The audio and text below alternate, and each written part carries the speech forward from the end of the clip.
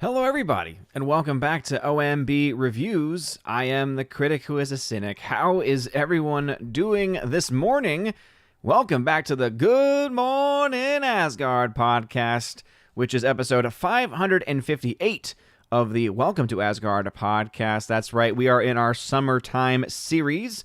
Every Wednesday morning, 10 a.m. Eastern Time to 11 a.m. Eastern, roughly 11 a.m. Eastern Time. We will be discussing the latest in movie, TV, box office news. Today, talking about MobLand, as I have finally caught up with the series, finishing the first season, the debut season of it. Lots of things to say about it. In general, though, very positive, very, very solid show. We'll also talk about the upcoming box office, not only for How to Train Your Dragon, which is seemingly going to have a much larger global opening than domestic, at least according to some of the early projections. Right now, the early projections are actually not looking all that strong for the domestic total, so that's going to be very interesting to see as I try to fix my fan real quick. There we go. So it is interesting to see that. We'll also talk about some of the numbers from this past weekend, reminding everybody about why it is that when it comes to the box office for the film Ballerina, it's not looking all that great for the movie because of its massive budget of $90 million. For the kind of movie that it is, $90 million is definitely a bit much. Probably all the use of those flamethrowers and grenades that they had to use in the movie. But it is also just, again, not doing as well as some of the previous films in the franchise. And so we'll talk about all of these things. Of course, any things that you have to mention in the chat, as long as it's movie box office related, even TV show related, you can, of course, bring those up. Before going any further, please make sure you smash that like button, light up that fire button over on Odyssey, and smash the rumble button as well. And let's go ahead and say hello to our people in the chat. I saw couple people earlier. For some reason, the chats did not come through on my end, so I cannot highlight them, unfortunately. But good morning to y'all. The Morak, I know that you were here early. Scott McKenzie, I saw that you were here also. So shout out to y'all. Thanks for being here. And the most recent chat that I have to pull up is from the Morak, who was giving a hail to Scott McKenzie. Thank y'all both for being here. Daniel Hannigan, what's going on, Daniel? Saying, hey, all, just home from work. Good to catch a live. Yeah, absolutely. Where are you watching from? If you're just coming home from work, or did you have the night shift? KK and Rumchki, whoa, bonus Odincast. No. We are in our summer morning series. Obviously, I was not able to do a stream last week because of travels. But the 2 weeks prior, I had done the first of the summer streams. And so now this is number 2 of the summer of 2025 Good Morning Asgard podcast streams. It's a bit of our preemptive stream, our setup stream, you could say, unofficially, of course, to the Geeks and Gamers Daily, which always starts at 11 a.m. Eastern Time on Geeks and Gamers website, Geeks and Gamers YouTube channel. But we like to do some prepping to send people over there, as few people as I might get. AKK Rumchik is saying, whoa, it's real. I thought I was dreaming. No dreams here. No dreams here. I did have to go to a doctor's appointment this morning, though. I have to get my liver checked. Hopefully everything is okay. They had to do some imaging of that, which was very interesting in and of itself. I felt very old going there because, let's just say, Golden Girls was playing on the television. And as great of a show as Golden Girls is, it is something that oftentimes is watched by an older demographic of persons. And so I was like, oh boy, I sure hope my liver's okay. We will have to wait and see. Wayward Noodle, hail chat. Hail to you, Wayward Noodle. Thanks for being here. Always like saying the name Wayward Noodle. What's up, Noodle? Good morning to you. We got the Jinja Ninja. What is going on, Jinja? Welcome back. And we got Arnold Hay at 10:02 who said, good morning. Glad to make it to your morning stream. Glad to have you here for the morning stream. We are indeed still in the midst of the Pentecost octave, and so we are still rocking the red lights. That's why we're rocking the red lights today. Pentecost Sunday was this past week, and we, of course, had Pentecost Monday and Tuesday, and now Wednesday, and also during this time of year, as it is a Wednesday during this Octave of Pentecost, we are also in a series of Ember Days as well. So today is Ember Wednesday, in addition to, of course, it being Pentecost Wednesday. So a great day for a choice, right? Obviously, you're not obliged to do so. We're not bound to do so by church law these days, but it's a great day. The Ember Days themselves are great days to fast, to pray, and to abstain from meat. But again, this is an optional practice. And what's always fun for me is, in order to remember the days, there's actually a fun little naming scheme for anyone out there who's interested in these things. Just kind of a random thing before we jump into more of the chat and also into some of the movies and box office stuff. Some of the things that are most interesting is that you can remember when the Ember Days are. So it's always the Wednesday, Friday, and Saturday of a week. And it always corresponds to specific feast days. And so the way that you can remember it is Penti, Lenti, Lucy, Cruci. And the reason why you have that is because Penti for Pentecost, right? You then have Cruci for the Feast of the Holy Cross. You have Lucy for the Feast of St. Lucy. So it's always the week following that. And then you also have Lenti, which means it's always the week following the beginning of Lent, I believe, is when that one is. So, yeah. Cool stuff. All right, let's see. We got King Kane Rumsky. Wouldn't the flame of the Holy Spirit be more of an orange? Maybe. The flame of the Spirit, but the liturgical color is red. So red is a very common liturgical color for martyrs, right? It represents the blood of the martyrs. And for Pentecost, it's just always been red as well. Again, for a variety of reasons, but fire, in addition to it being orange, is also red. So red is the color that's been gone with. We do not have the liturgical color of orange in the church. That I can say for sure. All right, caught up with the chat there. So let's go ahead and start talking about our topics today. So the first one is to give a review. And just really some more generalized thoughts, because I wrote my review for MobLand over on criticlist.com. If you've not joined criticlist.com yet, I highly recommend that you do. There is, of course, their website. There is an Apple and Android app as well. It is a great alternative to Rotten Tomatoes. It's a great alternative to Letterboxd as well. You can create lists and things of that sort. There's also a social component as well. So you can be more social on the platform if you want to. If you don't want another social media site, that's fine. You don't have to. It can just be a place where all your movie reviews and lists and things like that live. It tells you where the shows and where the movies are as far as their availability. But what I really love about it most, of course, is the ability to write reviews. And so as of right now, the show MobLand, this is a show that's been talked about a lot on Friday Night Tights. Gary is a huge fan of the show, as are the other persons on the panel that have also watched it, and now I can add myself to that, because up until just a couple days ago, I had only seen the first episode and maybe 10 minutes of the second episode, and I liked it a lot. I thought, oh, okay, this is a pretty good show, but obviously things being as they are with timing and with schedules, I was not able to really dedicate the time that I know that this show needed. And once I actually had the time to sit down and start watching, oh boy, things pick up so very quickly. The first episode, I honestly think, might be one of the weaker episodes, because it kind of goes, there's this whole scene and sequence that happens at a club, and I just wasn't really fond of it. It was kind of also the more risque part of the show, other than the language, right? That's obviously a warning I do want to give for anyone who is interested in potentially watching the show, is if your ears are offended by very harsh language, this is not the show for you. If you are usually more influenced to start cursing yourselves by watching a show that features, or a movie that features a lot of cursing, then I would also say probably not a wise decision to watch the show either. But if you can watch it and you can, not be impacted and affected by those things, I think there's a lot of elements to the show that are well worth commending. Most especially is the fact that the cast is phenomenal. Honestly, you look at this cast and you think, wow, this must be this massive big budget show on a massive platform, or this must be like a massive movie series or something like that, because you have so many people, right? You have Pierce Brosnan in the show. You've got Tom Hardy in the show. You've got Helen Mirren in the show. You've even got Paddy Considine in the show. I probably just totally butchered his name, and many others. And so it's just a packed cast full of talent. And not a single one of them is a weak link. Not a single one of them does a bad job. Every single one of them does exactly what they need to do, does exactly what the character demands. And that is where the strength of the show really lies, is not only in the actors, but really in the characters and the way that the characters are established. What's also interesting to me, and something that I was very much commending about the show, is that even though Guy Ritchie is, directly attached to the show, he's an executive producer, it was interesting to find out that he's actually not the showrunner. He's actually not the creator of the show. In fact, he's only an executive producer, and he directed the first couple of episodes. And other than that, he has no other connection. He did not write the show. To my knowledge, he was not a part of the writing team either.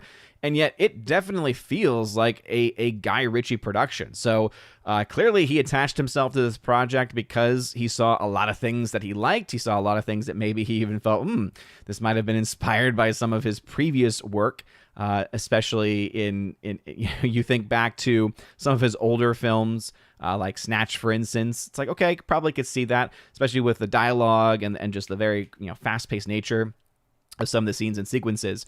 But it is really cool to see that I'm not alone in this either. Obviously, Gary, thank you for continuing every single week to say, watch the show. This is an amazing show. I wish that we could have had this as an official homework assignment so that we could actually have done like a fuller breakdown of the show, because there really is so much good stuff to unpack here. But it's really cool to see that everyone who so far has seen it has really liked it, right? 21 people have voted, have put their reviews in over on CriticList, and it's got an 86% most excellent score. I gave it an 8 out of 10, a most excellent score. And the only reason why it's not any higher is because obviously, one, no show is perfect.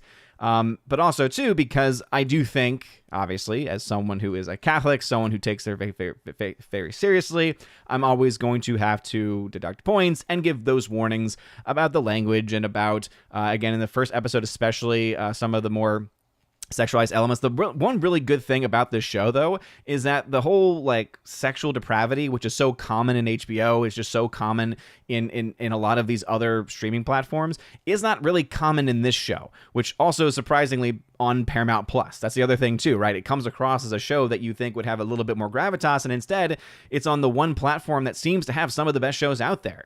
Right now, this is not a part of the same brainchild that brought us things like Landman or other shows like that. But it is still kind of that same caliber, right? Of that same strength, of that same quality, and it is a darn good time to boot. So again, almost everyone is pretty high up on this show. There's only like one or two bad reviews, so there's a 50% decent score from, of course, Mr. Gary Banjo Sandwich Worthington would give it a 50. I hate his 50% reviews. They drive me crazy because in my mind, a 5 out of 10 is not a good score, and yet he sometimes says it's good, sometimes seems to indicate that it's bad. But again, not my thing. I also don't like 100% scores because no show is perfect. No show's perfect. But this, the only bad review, other than Gary Banjo Sandwich, take his review with a grain of salt, is this guy right here who gave it a 30%. And it says his review contains spoilers, and so I'll try to avoid that as best I can. And the show's been out a while at this point, as far as individual episodes. I think the most recent episode ended and was released this past Sunday, so that's a little bit fresh if you haven't seen that one yet. But it is just a darn good show. It is so much fun. A bit of my review over on CriticList puts it this way. I've finally been able to catch up and finish the first season, and oh boy, what a huge win for Paramount Plus and Guy Ritchie. Not to mention the whole cast and crew that were a part of it as well.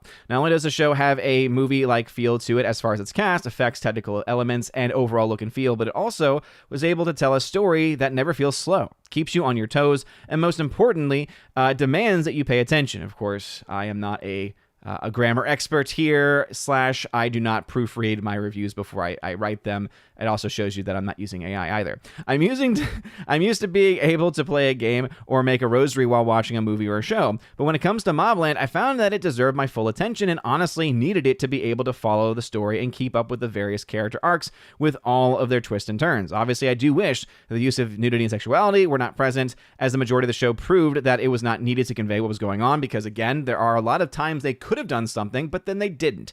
And kudos to them for doing that, because a lot of shows don't. A lot of shows tend to show everything. A lot of shows tend to show way too much, in fact. This show held back in that specific category. But the use of language, which of course is a staple of the Guy Ritchie brand, is obviously very much prevalent. Though I have mentioned him twice already, what is even more impressive is that Guy Ritchie only served as an executive producer on the show and directed only the first 2 episodes, was not the showrunner, was not a writer either. One last point I will make about the writing is this: please, Hollywood, take a few notes from this series. Not only does this first season stand on its own and could honestly exist without any need for a follow-up, and that is something I still very much hold to, if this was the only season that we were getting of this show, people would be content. Because, yeah, you could get more, obviously. There's a lot more that could still happen. There's a lot of parts that are still, kind of moving into play. But it doesn't leave you in that type of cliffhanger type feeling where you think, oh, man, I have to see what's next. Or, man, if the show gets canceled, the whole experience is going to be kind of ruined thing, right? Which is something that a lot of Hollywood shows and a lot of Hollywood movies tend to do. It's like they try to set themselves up for the future events so much so that it almost leads to the season itself not being able to stand on its own. This first season absolutely can stand on its own, right? It absolutely can stop at this point. I hope it doesn't, and I'm imagining based off of, I know that, how much enjoyment a lot of people who have been watching it have been having, that this show has to be getting more seasons. But it is, again, something that Hollywood really should take note of. It goes on to say, it still has plenty of, again, even though it doesn't need a follow-up necessarily, it has plenty of juice still left to squeeze thanks to the plethora of interesting characters, and they still have a lot to work with and a myriad of possibilities that could come about over the course of the show, right? There's a lot of directions they can go with. It is not for the faint of heart, especially for those that try to avoid movies and shows with cursing, and I would also say with violence.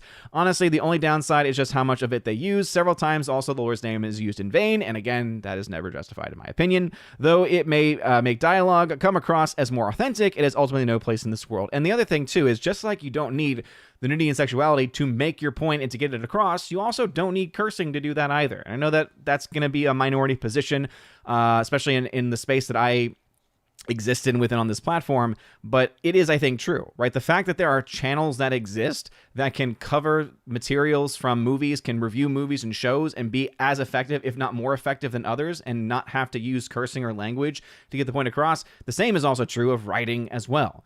There's a reason why some of the greatest movies of all time were at a time when there was the code, right? At a time when you couldn't say certain things, you couldn't show certain things. And actually, honestly, I think it was for the better, because it also meant that we had respect for, pious eyes, pious ears, right? To not offend the eyes and the ears of other persons. So again, that is definitely a criticism that's probably gonna be more unique to someone like me, maybe more unique to Christians, especially for Catholics, especially more of a traditionally minded persuasion. But even with that being the case, even with that being there, it is still a very good show. The characters and the story, I just think, are so much fun. And then Laura says, loving the series. It was fun to hear the Prodigy's music again. I actually had never listened to their music before, but yeah, those are my thoughts on MobLand. What are y'all's thoughts? Let me know in the comments. All right, Arnold Hey at 1007 saying, so I renewed my AMC stubs. In what order do you recommend what movie I should watch first that's worth it? Mission Impossible: Dead Reckoning, Karate Kid, Stitch, Ballerina, Thunderbolts. Oh boy, oh boy, oh boy. That's quite a list there. I would say out of that list, ooh, man. It really depends on you as a person, but if it were me, I would go see Dead Reckoning first, if you haven't seen it yet. Or I guess you meant Final Reckoning. So I'd see Final Reckoning first because it's the longest. That's the other thing too, is whenever you see Final Reckoning, make sure you are in the right mindset, the right headspace for it, because again, it is a long time commitment. It's a 3-hour movie. But if I had to, just based off that alone, I would say probably that one first, then Ballerina. Then I would probably do Karate Kid because I haven't seen it yet, honestly. Then I would do Stitch, and then I would do Thunderbolts. And honestly, I'd probably skip Stitch and Thunderbolts. I don't think either of those movies are actually worth seeing. Ballerina, I think, again, it's not a perfect film. I think it's worth seeing. And Final Reckoning, I also think is worth seeing, especially if you can see it on the big screen. The Ninja saying MobLand is peak TV. It is a pretty solid show. The Morak tags a big fan of MobLand as well. It was nice to have a show to look forward to each week. Yeah, and obviously I caught up towards the end, and so I was able just to binge watch every single episode. But that was the other thing, is the way that the ending of each episode was structured. It works for both. It works for both the binge model and for the weekly model as well, right, as that old debate goes on. because whether you're waiting week to week, for one, it gives you something to look forward to. It gives you something to talk about, to break down with your friends that are watching it too. But if you're binge watching it, it also makes it go like, hey, I cannot wait to watch that next episode. And boom, there it is right there. So it was nice being able to watch it all without having to wait another week to see those things, go down. Let's see, the Morak saying the cast did a fantastic job down to the secondary characters. Absolutely, right? The secondary, even the tertiary characters, every single one of them was cast so well, did the job that they were supposed to do. And even though it's not really a political show, one of my favorite scenes, and I mentioned it in my breakdown of the show on Critic List. That's the other thing I really like about it, is that you can kind of pinpoint certain elements of the show or certain elements of your review in the different themes, basically. So I can say, okay, what's the language like? What's the violence like? Nudity, sexuality, political bias, family friendly, entertainment, right? And I can rate it on a scale, but then I can also leave comments. And so for the political bias, I said that it has really none, but there is a line. There's a great line where at one point it smacks down the concept of being something called demisexual, I think is the term. So basically, one of the characters in the show goes to a therapist, of course. And when you see, in general, I have no bad or negative position of therapy. Therapy is a very beautiful and wonderful thing. But I also acknowledge that in the modern day, there are a lot of bad practice happening right now in the world of therapy, especially with younger children, right? And obviously this goes into the whole people being groomed really by this massive, trans ideology nonsense. But that's a whole other topic for a whole other day. But anyway, in the context of the show, she goes to therapy, and you're like, okay, I can see why she would need to go to therapy, because, that relationship that she has doesn't seem to be a very healthy one. And in this show, the character is talking to a friend of hers and comes up with something where she says that her therapist says that it seems I might be something called a demisexual, which means that you need to be in a very close relationship with a person to be attracted to them. And the best line of the show, in my opinion, as far as like kind of smacking down the woke nonsense that was present there, was that the friend basically says, you don't need a sexuality for that to be true, basically. Like basically, it was the type of line where it was like, are you kidding me? Like, wait a minute, why are you trying to go off and listen to what this woman is saying, what your therapist is saying here about, oh, you might be demisexual? It's like, no, you might just be a human being, where it's like, wait, you need a connection with someone before you have an attraction to them? Oh, welcome to the human race is essentially the kind of line that she says. And so I thought that was a really good line. And it is interesting that a lot of these Paramount Plus shows, right, have so many different based elements to them in certain ways. It's interesting, right? Obviously, Landman, I think, has the most by far, but it was really nice to have at least a part of that in MobLand, because as soon as the whole like demisexual thing was brought up, I was like, oh boy, are they going to try to go to this? But then it was just kind of like knocked down in a very brilliant way. So it was awesome. Thanatos Felicitas, what is going on? Saying, you are not old enough until you have to get a colonoscopy. Take my word for it. Yep, I'm not there yet. Thank the Lord. And then says, and bring flowers and chocolate for the staff. Oh boy. Bruce is hanging out in the chat. What's going on, Bruce? Welcome back. Always great to have you here.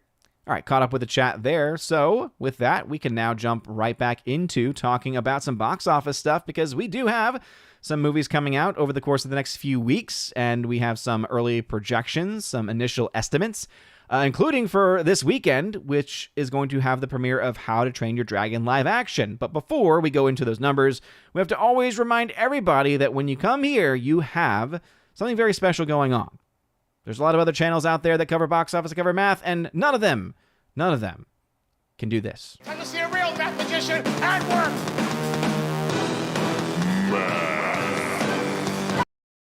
That's right. One, none of them have that clip, but secondly, none of them are a math magician and can do some math. So let's go ahead and look at first this article. My favorite people in the world over at Deadline. We got Tony and Nance, good old Tony and Nance, who are doing their box office preview article here, saying How to Train Your Dragon won't be lagging. Oh, don't you love their puns and their rhyming schemes? At summer box office with a 175 to 185 million global start for live action redo. Now, my favorite thing about this article is how the first thing they mention, right, in any of their coverage for the film is the global total opening. That is where they start.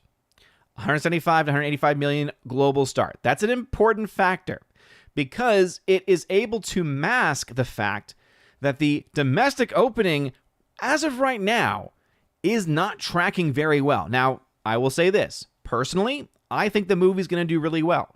I think the domestic is going to be a lot higher than what is being estimated. However, all we have in front of us is what the tracking is saying at the moment. And the tracking is not good. So the fact that they're trying to frame this, framing is important here. And Tony and Nance are notorious for this kind of framing where they're always very friendly towards big studios and certain projects. And oftentimes much more, let's just say, much more on the attack vector when it comes to an Angel Studios release or a Sound of Freedom type release or anything like that, right? We've seen their hypocrisy before on display, and I will always call them out as such. And so I'm going to call them out here too because, again, starting off with 175, 185, oh man, that sounds really good. Luckily, they don't bury the lead though, because in the very beginning of the article, you have this. Domestic box office estimates for this week opening adaptation are between 65 and 75 million. Wait a minute. Weren't you just in your headline saying, oh man, this is going to be an epic opening and one of the biggest things ever? And then you admit in your opening domestic coverage of, oh yeah, 65 to 75 million.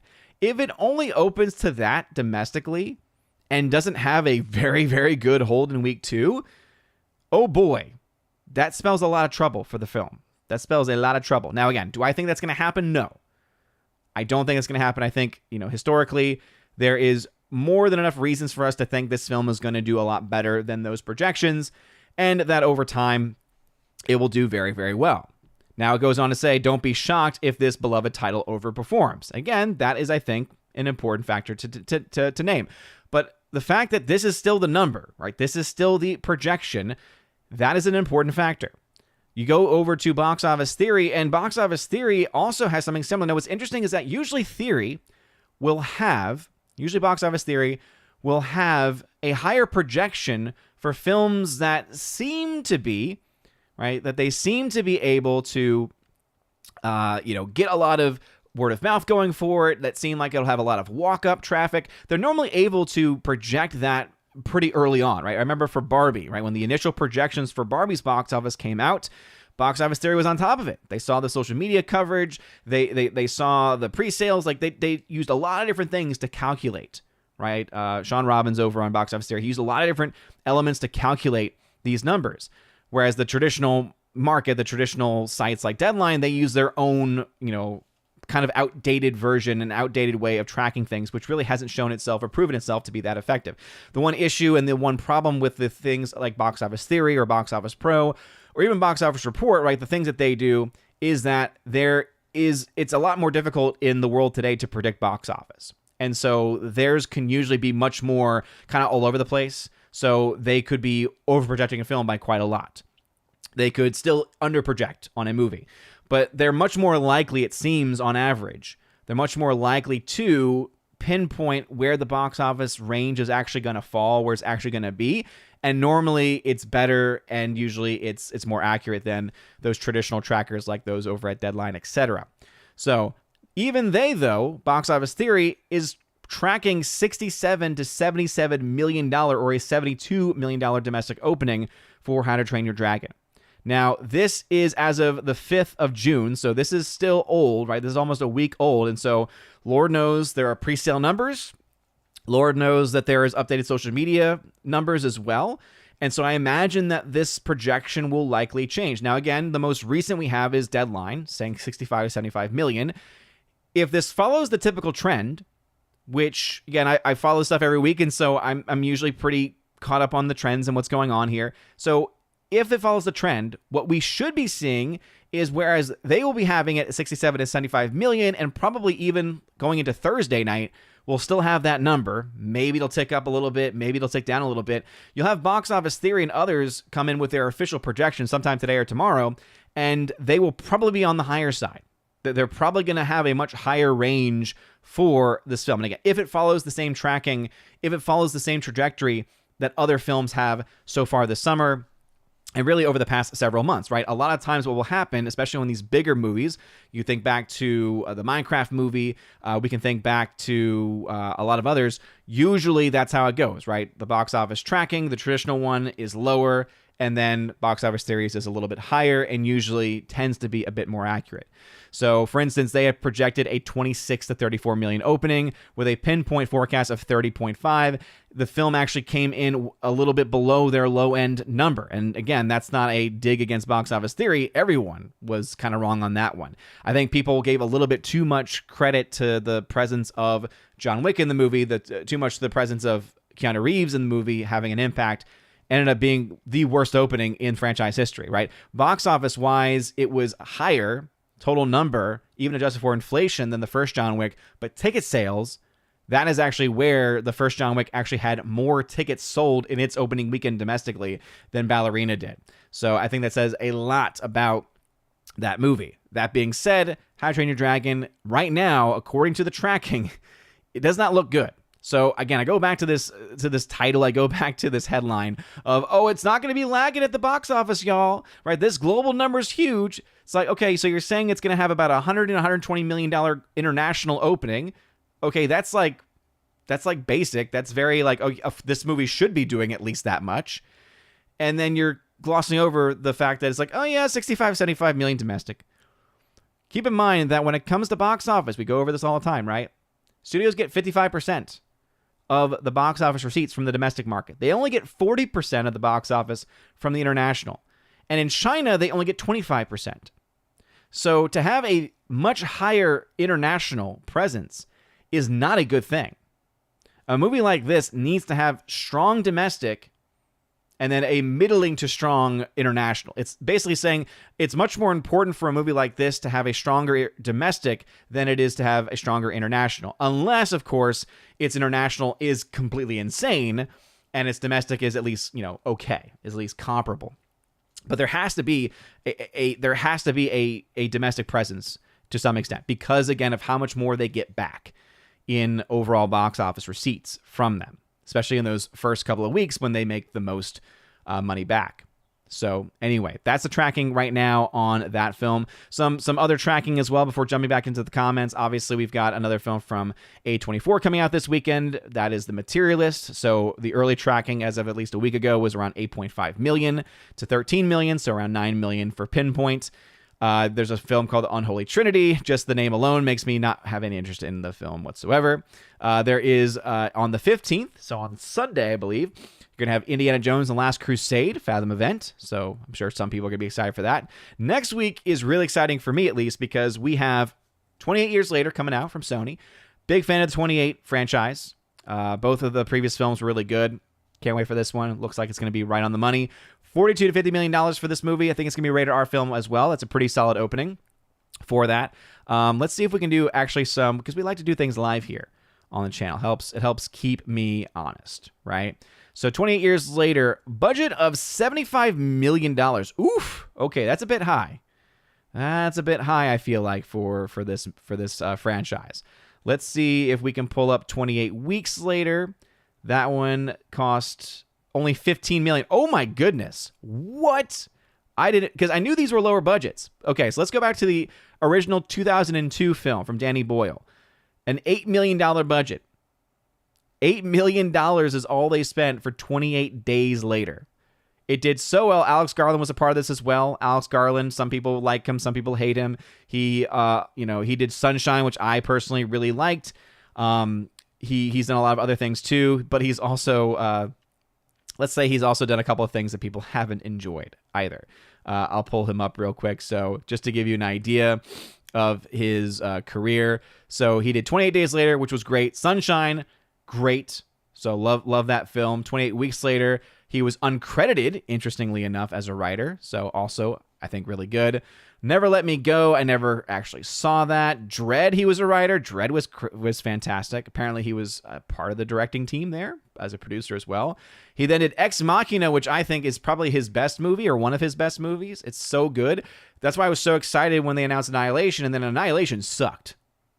Annihilation was garbage. Never saw Men because, good Lord, If y'all seen the trailers for it, you're like, oh, I see what this film says. I actually like Civil War. Some people didn't like it. I liked it. I liked it a lot more than others. I don't think the message was as pro-journalist as some people thought it to be. To me, it actually was much more clearly anti-journalist by saying, hey, look how much they care about themselves. Look at how much the egos are at play when it comes to them. And then you have Warfare, which is a film from this year, which is one of my favorite films of this year so far. I mean, brutal, co-directed by Alex Garland. And again, now he is also a writer on 28 Years Later, so that's pretty awesome. So apparently is an upcoming post-apocalyptic horror film directed by Nia DaCosta. Oh, no. Shot back-to-back with its predecessor 28 Years Later and serves as the fourth installment. I had no idea that they were doing that. Really? Why is Nia DaCosta directing this one? The Bone Temple. Oh, boy.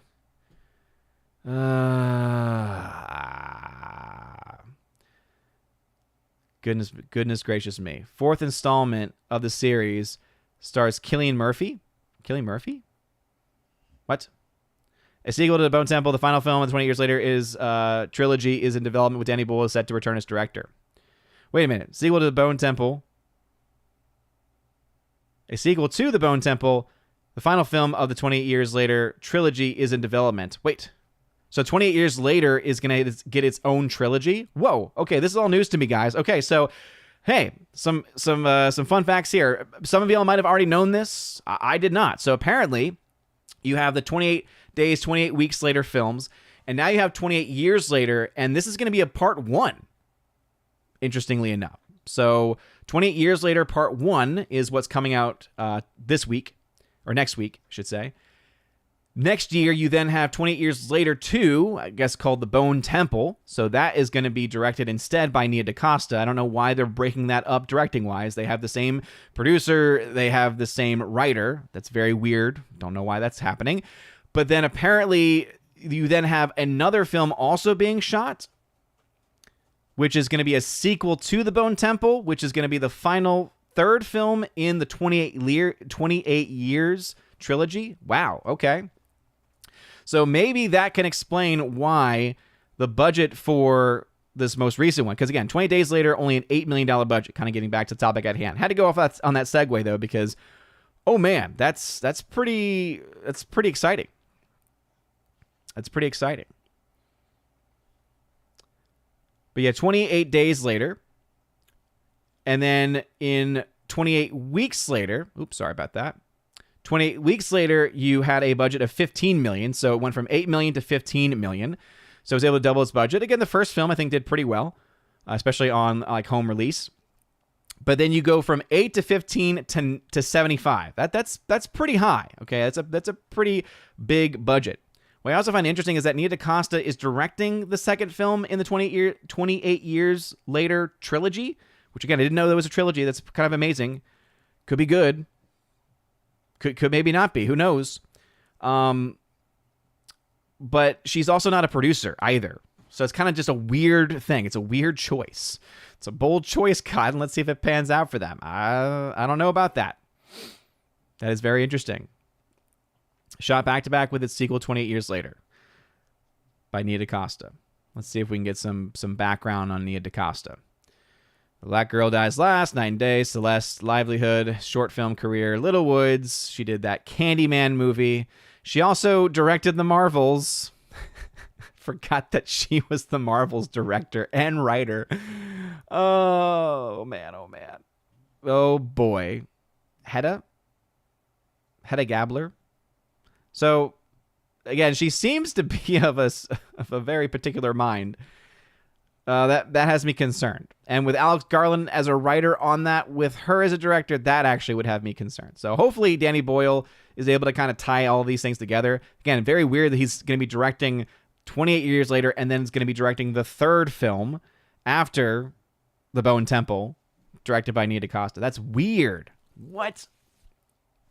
It says 28 years after the Rage virus escaped a medical research laboratory, survivors have found ways to exist amidst the infected. One group lives on a small island connected to the mainland by a single, heavily defended causeway. When a father and his son leave the island on a mission into the dark heart of the mainland, they discover the secrets, wonders, and horrors of the outside world. So hopefully it stays on task. But the $75 million number, that actually might make a bit more sense now. Let's see where it's coming from The Guardian and from The Wrap. So it's coming from some pretty big sources there. So my guess is that $75 million is meant to give a lot more money up front to cover the cost of the 2 following films. So if that happens, right, if we see the reported budgets for the other 2 films and they are much smaller, then this upfront cost might actually be okay. But that is a lot of money. That is a lot of money. Okay. Jumping back into the chat now, especially now that we got that extra information about 28 years later being a trilogy. It's pretty amazing. Let's see. Frasky? Hello?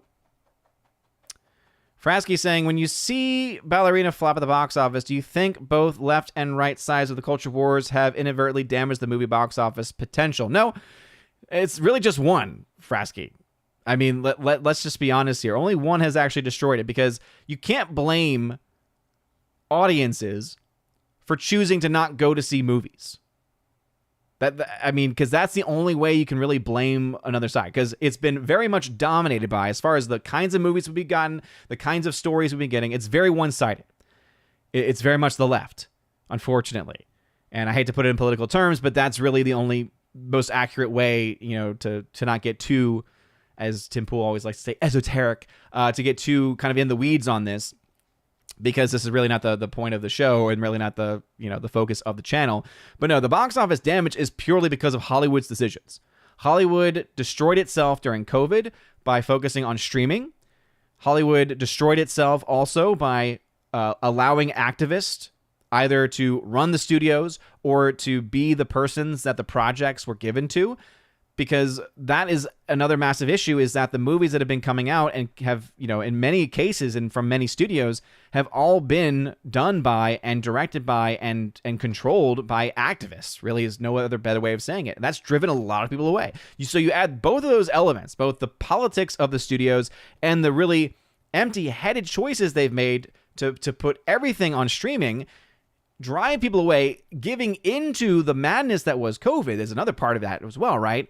They did not have to, right? These studios could have easily said, no, we're not going to go into this madness. But they bought into it. They believed it, again, because they're activists from top to bottom, with very few exceptions. That's why it was so refreshing to hear Tom Cruise in his interview more recently, right, when he was promoting his film, basically saying, yeah, at one point he had to basically, and I don't condone lying, but he had to basically trick people into making movies again. He basically had to be like, oh, yeah, well, yeah, we're working on this here, and this is what we're being allowed to do, and blah, blah, blah. But it allowed for them to also be able to find a way to say, hey, how can we actually make movies again? How can we actually do this? What rules do we need to establish? I mean, it's ridiculous that they had to even set any rules up in the first place because of all of the nonsense that even at the time, many people knew was nonsense. People can try to argue saying, well, we didn't really know back then. We knew pretty early on. There's a great book. I think it's Tom Woods, who has a Diary of Psychosis, I think is the name of the book. It's for free. And Diary of a Psychosis. And he goes into what the news articles were. It's literally a daily diary from that time that he was recording, that he was commenting on in time as it was happening. And when you're listening to it, you're like, oh my gosh, I can't believe how much we actually knew so early on. And how much we either allowed ourselves to fall into the trap of mainstream media, or how much we allowed ourselves to just be tricked by that bias that we fall into, right? Of normalcy bias, or of the bias that we have towards those in authority as well. But anyway, getting back to the main question, I would not say it's both sides of the culture war, because the other thing you have to remember is there's only one correct side of the culture war, man. And it ain't Hollywood. Let's see. Thanks for tagging. Guy says here, this is also a kids movie which has good legs, and Universal also greenlit a sequel. Yeah, I mean, I think their assumption was that it was going to do well. And yeah, kids films tend to have good legs. The thing, though, is it does need to have a good opening. So if it only comes in domestically at that 65 to 75 million domestic, and then has just a regular 40-ish% hold in week 2, that's not a good sign. Now, if it has, like, I think 80 to 100 plus million, I think 80 to 100 sounds a bit more realistic for what will likely happen. But 80 to 100, if it does that era, if it does in that region or higher or more, and then has a strong 40% or less drop off week 2, okay, now we're cooking with some gas. All right, because those internationals can also come in pretty strong for them too. The big question is going to be, will it have the potential to get to $1 billion or not? And again, $1 billion is not the standard by which we measure success of anything. It's always about what your budgets are. It's always about, how much money you've made versus how much money you put into it. Speaking of that, that was the one number that I was not able to look into. So let me go ahead and pull that up real quick. So the remake, the live action, was made for a budget of $150 million. So that's a pretty standard number we're seeing these days, right? If this was Disney, it'd be $200 million most likely. But 150 is still a lot, right? 150 is still a lot of cash that you have to make back. Because if you have to make 3 times your budget back, I mean, that means you have to make, $450 million worldwide to break even? Now, it'll be on a very good pace to do that. And again, that's assuming its budget is a normal budget, right? That's assuming that the marketing budget is a normal marketing budget. I would not be surprised if they spent a lot more on marketing for this movie. So probably at least $100 million on marketing. And if that is the case, then your break even goes up a bit. So probably $500 million, I would say, is probably a safe bet as far as what the likely break even is, around $500 million. And yeah, when you're starting off at 160, 170 million global in your opening, that's a good start. It's not the ideal start, though. So we'll have to wait and see. Obviously, we have to wait for these numbers to actually come out. Frasky did not tag in these other comments here, but let me see what he says. Also, movies like Thunderbolts flopping. It did flop. Again, an internet victim of the culture war where both sides just hurt the overall box office. Stop. Again, no. You're wrong there, okay? Only one side is to blame for the films being where they are. It's Hollywood. It's actually not even a culture war victim. It's the victim of the movie studios. By, for one, them making really stupid business decisions. That's a huge part of it. I would say that's maybe the majority part of the problem there. But then their political decisions, right? If you want to put it in culture war terms, then yeah, that had an impact as well because they are on the wrong side. Anyway. Alrighty, let's go ahead and jump back into comments. So Arnold, hey, thank you for tagging. I appreciate you. Saying, so there's mixed reviews for Stitch. Do you still think it will reach over $1 billion at the box office? Honestly, thought it would have been there by now. If so, do you think it'll reach $1 billion? Yeah, Arnold, hey, it has slowed down a bit. So that's actually a really good question. Let me go ahead and pull up the numbers real quick. Ba-da-ba-ba-dum-bum. So we are still waiting on all of the Tuesday numbers to get released. So the numbers.com has Final Destination Bloodlines, Sinners reporting their numbers, but does not have the Tuesday numbers there. Let's see. For Monday, though, it dropped 65%. Sorry, I was looking at the wrong film there. Lilo and Stitch dropped 63%. So it's still number one at the box office. So it actually beat newcomer Ballerina. Now, it's a rated R film, so that impacts it. Obviously, more kids can go see a movie during the week than adults can. But let's see. The current global box office is $772 million. So those numbers could adjust because we typically, get our. I think we've already gotten our adjustments from the weekend because we get the estimates that come in on Sunday. The actuals come in sometime Monday or Tuesday. So yeah, that would have already been accounted for. So right now at $772 million, it's been out now for 3 weeks. So it's not completely out of the realm of possibility, right? I think by the time we get to Friday, it'll be very close to 800 million. And I think by the time we get the domestic and global numbers in through Sunday, 850 sounds about right to me. So if it gets to 850 and that'll be after 4 weekends, you'll see that, okay, there's still that chance for it to continue to go forward. Basically, it's all a matter of gas, though, right? Because it is slowing down, but it's also still making a few $1 million a day here domestically. So that's still a pretty good place for it to be. This past weekend, it made another $30 million by dropping 48%. So if we kind of extrapolate that out a little bit, if it continues to drop roughly 40 to 50% every single week for the next several weeks, That means this weekend we can expect it to get between $15 and $20 million domestic. The following week, between $7 and $8 million domestic. After that, another $3 to $4 million domestic. So domestically, it probably has another 50 million or so left in the tank, we could guess, or more, right? 50 million or more.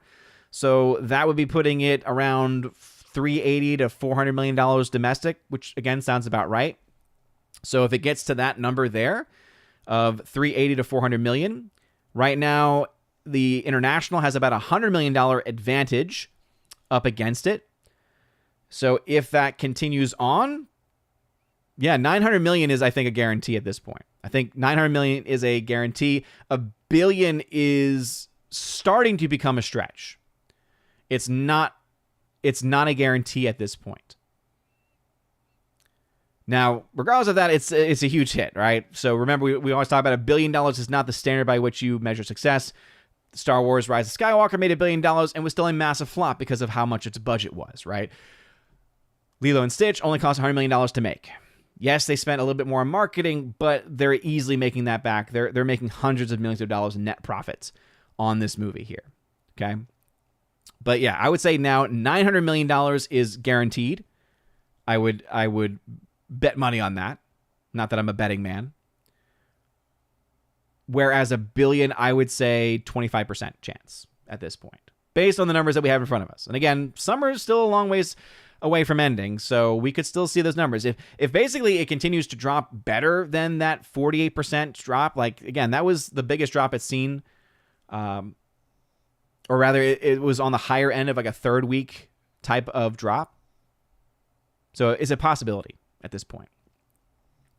All right, let's see. Sahil99 at 10:39 saying, I have to remember these AM streams. Hope your summer is off to a good start. It is. Had to go to doctor's appointment this morning, so hopefully good news from that. I'm feeling fine, but there were some certain numbers that came out of blood tests and things, and so they're just trying to cross all the T's, dot all their I's. Most recently, I have been watching MobLand, which is a great show. Talked about that at the very beginning of the stream. And I've also been playing around. I got a Steam Deck earlier, was it last week maybe? Earlier last week. I forget when exactly I got it in. I got it before we got back from our trip last week. So yeah, I've had it now for almost a full week, and it's really cool. I like it a lot. But I've really struggled trying to find some of the correct settings. So I was trying to play.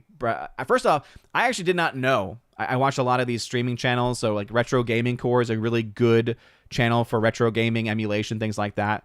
I've learned so much from him in general. But it was from him I also learned, and I didn't know this initially, that Breath of the Wild, so Legend of Zelda, Breath of the Wild, I actually did not know that was originally a Wii U game. I always assumed that was a starting Switch game and was made for it. But no, actually it was made for Wii U.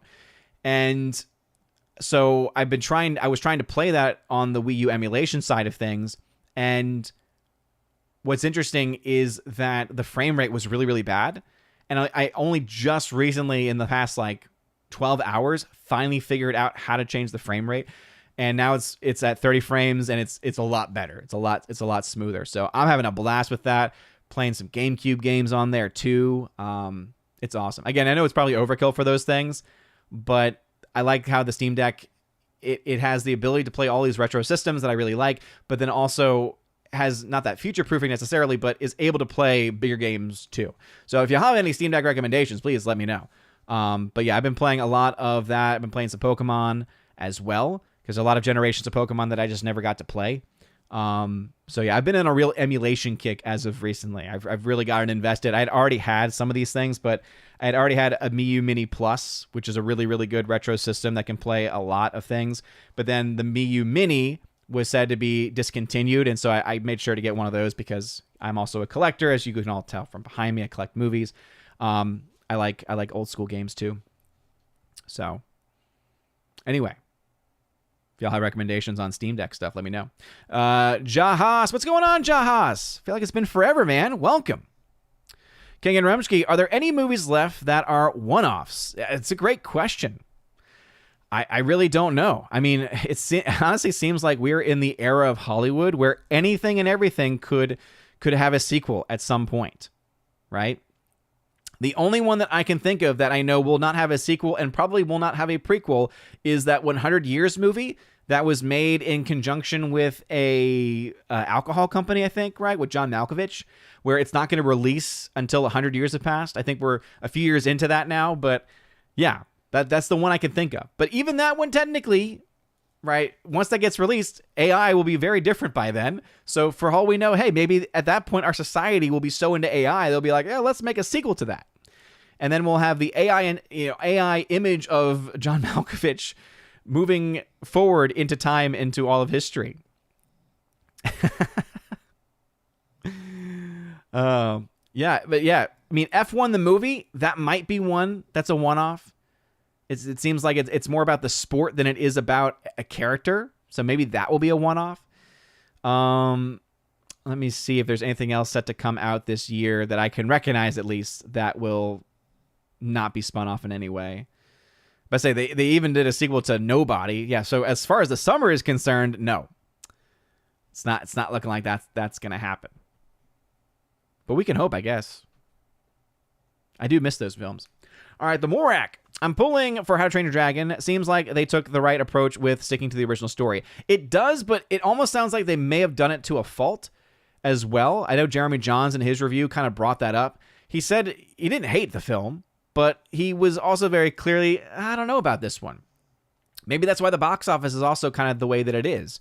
Because there are certain things where it's like, yeah, it might be comic accurate or it might be adaptation, original film accurate, but is it necessarily appropriate for live action? And that just always brings up to me the biggest problem of any of these movies is that, no, they shouldn't be a live action adaptation anyway.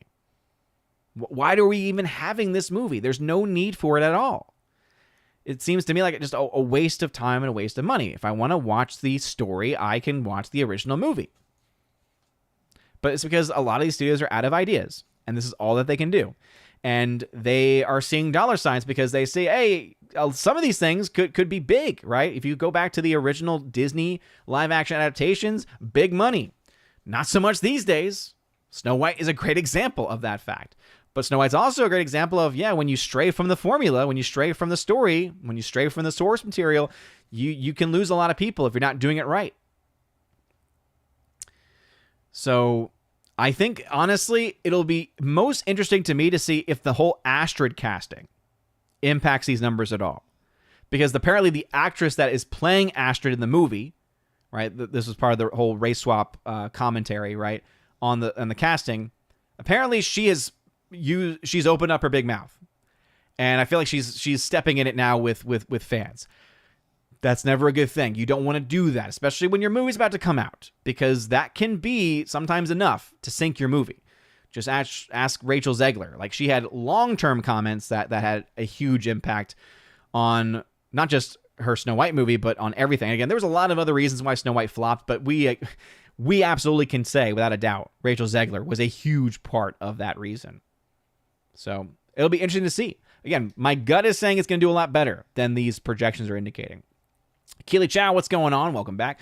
Arnold, hey, any big plans for the summer? I've already done a lot of things, so I finally figured out I didn't clean my gutters altogether, but my gutters were clearly clogged, and so I was able to get that fixed. So that's always a terrifying thing, because it's like I'm on the roof and I'm like, oh boy, that's a long way down, because we're on like a hill, and so our backyard's very, very much further down from our roof than anything else. It's like, oh yeah, I would definitely break bones / die if I fell. That's how high it is. So that was fun. And also what made it actually more terrifying was there were wasps on the roof, and that's something you can never account for. So I was using a hose trying to like get rid of the gunk in there, and I'm like, I am trying not to spray the wasp too much because I don't want to get attacked. Because I have confidence in myself to stay balanced on this roof. I do not have confidence to be able to not have some reaction when and if a wasp stings me. Luckily, that did not happen, and I am totally fine. But I got to fix a door. By big plans, yeah, I got to do grown-up stuff. But I'm also planning on some content stuff. I'm planning on watching Star Trek, the original series. I started it last summer. I'm going to try to keep that going this summer. I'm taking online classes that I was starting to take last summer as well with the Institute of Catholic Culture. Great website, great resources. They offer these classes for free. You can get certificates from the classes as well, which is really cool. Can kind of just add to my overall knowledge. So I'm going to try to finish one of those courses today if I can. And then probably a lot of playing with the Steam Deck eventually. If I'm able to save up for it, I might get the Switch too. I'm honestly like not really sold on it. It's more of that almost sense of FOMO, unfortunately, where it's like, oh, well, I can't play the Mario Kart World with anybody unless I actually have it and have the system. But I've heard a lot of critical things of them and of Nintendo as a company, especially when it comes to this release in general. So who knows? Maybe the Steam Deck maybe they'll find a way. I know they've done it with Switch games. Maybe they'll do it with Switch 2 games where it's like, oh yeah, you can just play them on the Steam Deck. The only issue though is that you can't really get online services working. And again, for good reason, for very, very good reason. But yeah, Keely Chow, welcome back. Jaha saying, have you heard of the 2 seasons of Andor cost $600 million to make? That sounds crazy since Disney is not going to get anything back from that. It doesn't surprise me though, honestly, because Disney is notorious for overspending. That's just what they do. They overspend. All right, Gizzy Gamers Daily should be starting up soon, so we'll get through these last comments. Oppenheimer, fun with collecting. What's... Oh, you mean... Oh, so a film that wouldn't get a sequel. Yes. But, hey, fun with collecting. Even that movie, theoretically, if they wanted to, they could do a follow-up with it. I don't think they will, because, one, I don't think Nolan would. But... if it had been someone else other than Nolan, I could totally see them being like, Oppenheimer, The Aftermath, or, man. But yeah, that's probably the best modern example we can think of that's a single film. Yeah, with spinoffs. Justin C. Morning to you, sir. What's going on, Justin C? Have you seen the trailer for the film Eddington? Oh, I've heard of it, and I had just... was reminded that it exists as I was going through the list. Is that the horror movie? In May of 2020, a standoff between small-town sheriff and mayor sparks a powder keg, putting neighbor against neighbor. Eddington, and then, oh, wait a minute, who is this? Joaquin Phoenix, Pedro Pascal, Ari Aster. Oh, so it's that guy. Okay, that's what it was. He's done so many weird movies. He did Hereditary, Midsommar. I don't like his style of making movies. I really don't. I hated Hereditary. I have not watched Midsommar, and everyone who knows me says I would hate it. I thought Beau Was Afraid looked interesting, but then it got not so good reviews either. So I've not seen the trailer for Eddington. It's an interesting story. I just don't trust that director to make it something that I would actually like. Kincaid Rumsky tagging to say, are you Chevy Chase? Are you Chevy Chase when you put up Christmas ornaments on your house? No. In fact, we don't really do much outside of our house. So I'm on the roof only. I've only ever been on the roof twice, and it's been to clean out the gutters. That's it. Gee, I see people online some people online say they still saying Thunderbolts broke even. They can keep saying that, but it's factually inaccurate. It's because they don't know how the box office works. That's why they would be saying that. Keely Chow, I'm now picturing you in the hospital with Geeks Gamers crew paying you a visit, bringing me the Switch 2 that I never got. I needed spinoffs, exactly. Fun with collecting. Lance, what's up, Lance? Passing through while working. Good morning, Mr. Odin. Good morning to you, Lance. We are going to wrap it up there, though, because, hey, it's time to go check out Geeks Gamers Daily. Go tell them that Odin sent you. And that it would be nice to be invited onto Tuesday night's main event, because it looks like I'll have a lot of fun on there. Just going to put that out there. I'm kidding. I'm usually busy, actually, but... it'd be nice to be invited. Anyway, you guys are all amazing and beautiful. I hope you have a wonderful rest of your day. This has been a fun stream. So as far as upcoming streams, we've got Friday Night Tights this Friday, of course. We'll be talking about How to Train Your Dragon, live action. And then Salty Saturday stream this coming Saturday. And then next Monday, we'll have our evening stream. And then next Wednesday, we'll have another morning stream. So the Good Morning Asgard stream will return next week. Now, after that, as we get towards the end of June, we'll be going on a vacation to go visit some of the wife's family. We did this last year as well. We turned it into a much bigger trip. So that will probably impact the streaming schedule a bit. I know that it'll impact FNT, and it'll impact that Monday and Wednesday after. But I'll keep y'all posted on that on social media as well. But yeah, I always love these streams. It's always a lot of fun. So for the 20 or so people that were hanging out this morning, thank y'all. Go check out Geeks and Gamers. Tell them I sent you. Have some fun over there. I'm sure they got tons of great news stories for y'all. And what we learned today was apparently 28 years later is itself a trilogy. And again, I didn't know that. That's something that, you learn something new every day. Anyway, I'm going to go back to playing some Breath of the Wild. Some nostalgia there. Tears of the Kingdom is the better game, but Breath of the Wild has so many fun elements to it as well. Anyway, you guys are all amazing and beautiful people. Have a wonderful rest of your day. And as always, God bless.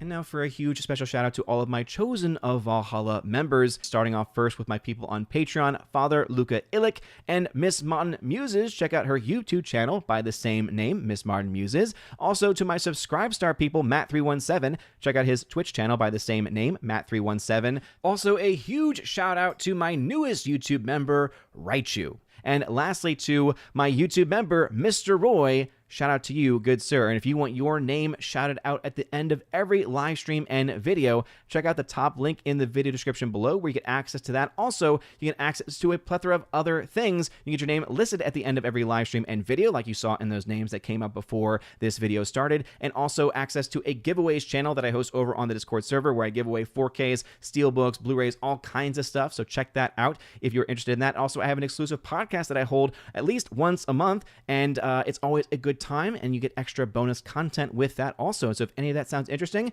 again, check out that top link in the video description below. You guys are all amazing and beautiful people. Have a wonderful rest of your day, and as always, God bless.